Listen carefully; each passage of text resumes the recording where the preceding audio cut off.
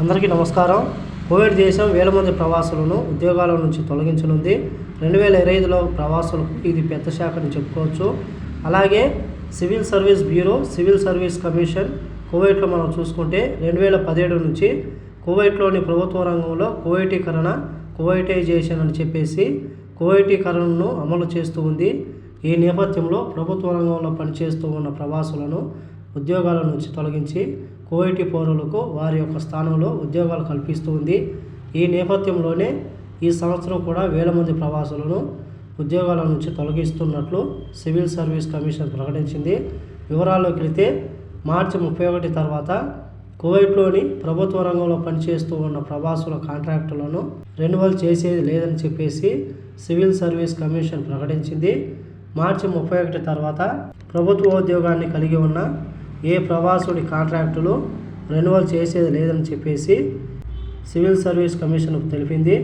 2017 civil service council resolution number 11 అమలులో ఉన్న అన్ని ప్రభుత్వ ఏజెన్సీలలో భర్తీ విధానాన్ని అమలు చేయడం కొనసాగిస్తూ ఉన్నట్లు సివిల్ సర్వీస్ కమిషన్ మరొకసారి తెలిపింది.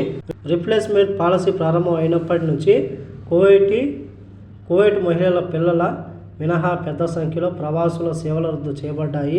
మిగిలిన కొద్ది శాతం మంది ప్రభుత్వ ఏజెన్సీల అభ్యర్థన మేరకు మార్చి 31, 2025 వరకు తమ యొక్క ఒప్పందాలను రెన్యువల్ చేసుకున్నాయి. అలాగే ఉద్యోగంలో ఉన్న ప్రవాసులు ఎవరైతే ఉన్నారో ఆ తర్వాత వాళ్ళ యొక్క కాంట్రాక్టులు రెన్యువల్ చేయమని చెప్పేసి సివిల్ సర్వీస్ కమిషన్ తెలిపింది. దీంతో మార్చి 31వ తేదీ తర్వాత మనం చూసుకుంటే వేల మంది ప్రవాసుల ప్రభుత్వ రంగంలో పనిచేస్తూ ఉన్న ప్రవాసుల కాంట్రాక్టులు ముగియనున్న నేపథ్యంలో వాళ్ళ యొక్క కాంట్రాక్టులను రెన్యువల్ చేసే ఉద్దేశం లేదని చెప్పేసి వాళ్ళను ఉద్యోగాల నుంచి తొలగించి వారి యొక్క స్థానంలో కువైటీ ప్రజల ఉద్యోగాలు కల్పించనున్నారు. మరోవైపు కువైట్లో ఉన్న నిపుణులైతే ఈ యొక్క నిర్ణయం పైన ఆగ్రహం వ్యక్తం చేస్తూ ఉన్నారు. కువైట్లో కొత్త ఉద్యోగాలు సృష్టించాలని కానీ ప్రవాసులను తొలగించి ఆ యొక్క స్థానంలో కువైటీలకు ఉద్యోగాలు ఇవ్వడం మంచి నిర్ణయం కాదని చెప్పేసి కువైట్లో కొత్త ఉద్యోగాల సృష్టి జరిగితే తప్ప ఈ సమస్యకు పరిష్కారం ఉండదు.